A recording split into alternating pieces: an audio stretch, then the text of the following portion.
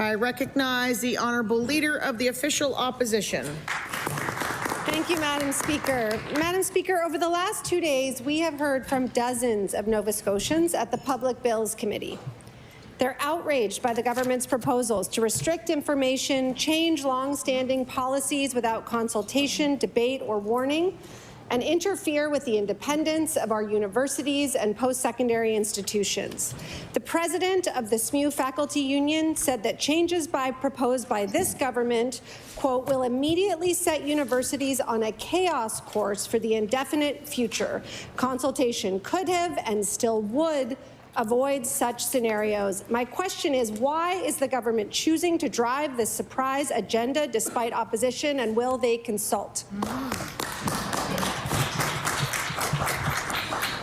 I recognize the Honourable Minister of Advanced Education. Madam Speaker, I want to thank the member for the question, and I also want to thank all the university presidents who we met with for over 3 hours yesterday. For the second and third time that we've had meetings with them, we're talking about Bill 12, we're talking about bilateral agreements, we're talking about all kinds of things with the universities. Madam Speaker, the Auditor General made it very clear on what needed to be done. And in fact, the Auditor General, and I can quote from the newspaper, Madam Speaker, and table it, said that Bill 12 will address these issues. So my question to the opposition is, do you support the Auditor General on one hand and not support them on the other? I recognize the Honourable Leader of the Official Opposition.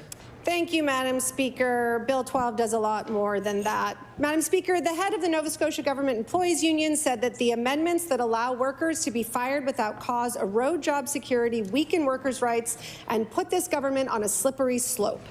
The information that Nova Scotians rely on, the policies that impact their lives, depend on the non-partisan expertise of these public servants.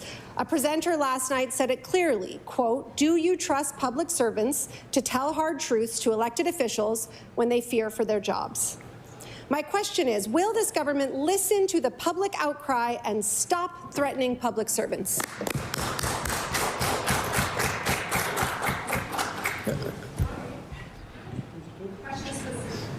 Order. Order. Doesn't matter whose fault it is.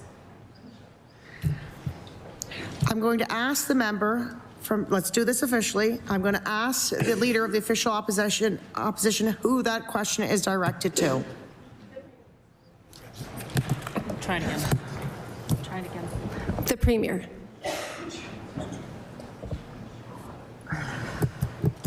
I recognize the Honourable Minister of Seniors and Long-Term Care. Thank you, Madam Speaker, and thank you to the member for the question. So a number of these questions have been discussed during estimates. They've discussed during the legislation that has been introduced in front of the House. And what this government is interested in is trying to make sure that government is flexible and is as efficient as possible and is as accountable to the public for the money that we spend on their behalf to make sure that we are working to our maximum capacity. And that's what this legislation is about. Thank you. I recognize the Honourable Leader of the Official Opposition. Thank you, Madam Speaker. One of the dozens of concerned citizens who spoke before the committee yesterday said, quote, I find this whole process to be undemocratic and regressive.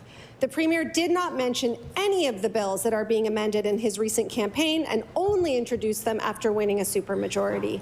There was no warning or consultation on these bills before they were introduced, but now hundreds of Nova Scotians have written, called, and emailed with feedback, many of them experts who were not consulted. Will the government finally listen to these experts and to the Nova Scotians who elected them and make the requested changes?